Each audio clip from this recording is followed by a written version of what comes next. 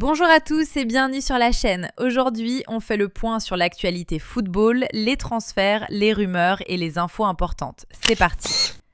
Les légendes de la Première Ligue, Henry et Micah Richards, qualifient Prestiani de lâche. L'insulte raciste présumée de Prestiani envers Vinicius a suscité une vague d'indignation.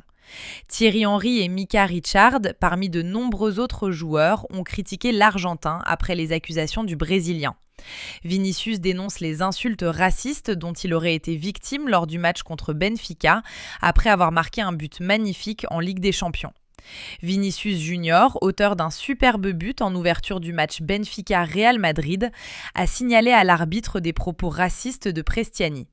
Les caméras ont filmé le Brésilien, informant l'arbitre que l'Argentin l'avait traité de singe.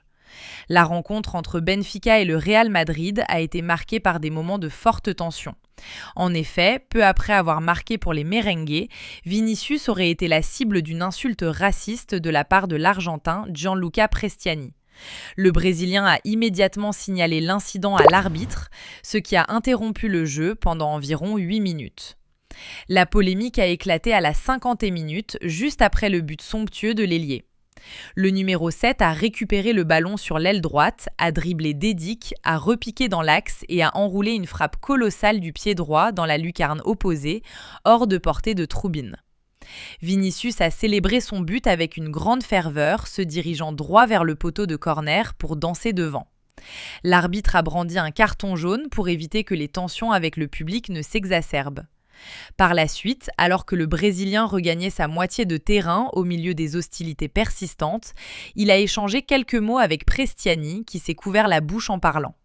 Immédiatement, le joueur du Real Madrid s'est approché de l'arbitre, l'informant que l'Argentin l'avait traité de mono.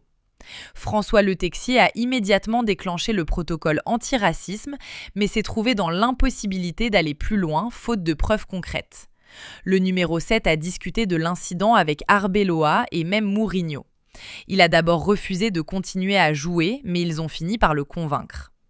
Merci à tous d'avoir suivi cette vidéo. N'hésitez pas à vous abonner pour ne rien rater des prochaines infos football.